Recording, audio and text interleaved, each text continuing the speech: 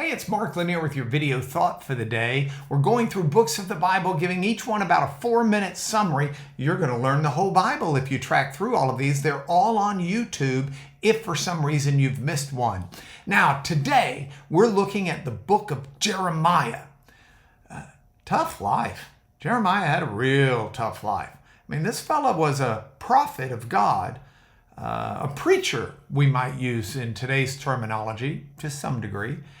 And yet, for his 40 years of his message, he doesn't really seem to have one single convert. Tough life. Imagine being called by God to deliver a message that nobody wants to hear. That was the life of Jeremiah. Some know him as the weeping prophet. But today I want to explore in 4 minutes this powerful message Jeremiah had. It's a message of judgment, but also hope.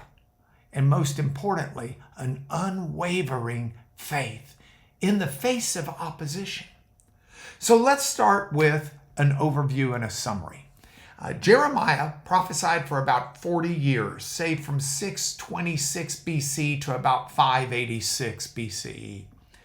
And this, to put it into other cultural context, was the time where Greece was developing its city-states, its politics. The groundwork was being laid by Solon for democracy in Athens.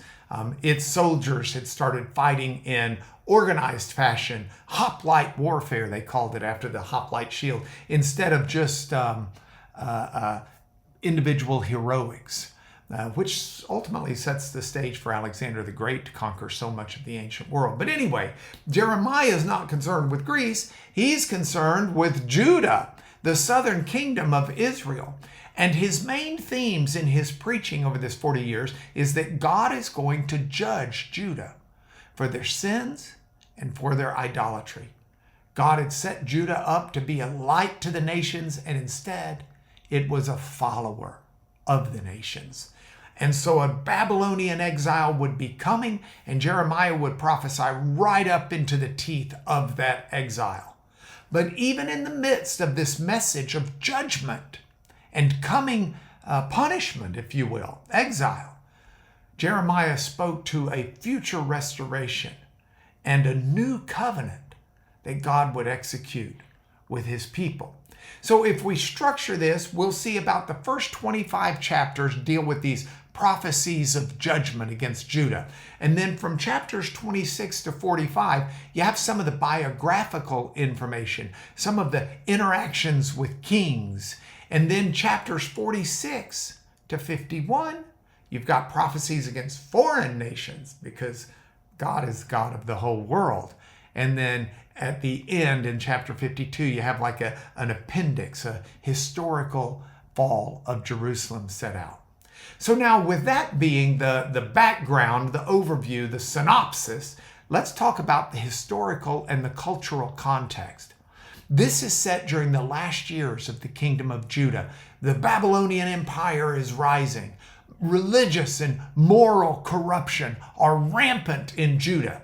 And Jeremiah, who preaches out against this, faces fierce opposition from kings, from false prophets, and from the people. Yet he stays faithful, which brings me to a memorable verse for us out of Jeremiah. Jeremiah 29:11. God said, "For I know the plans that I have for you. Plans to prosper you and not to harm you. Plans to give you a hope and a future." That's coming in the midst of his prophetic words of judgment.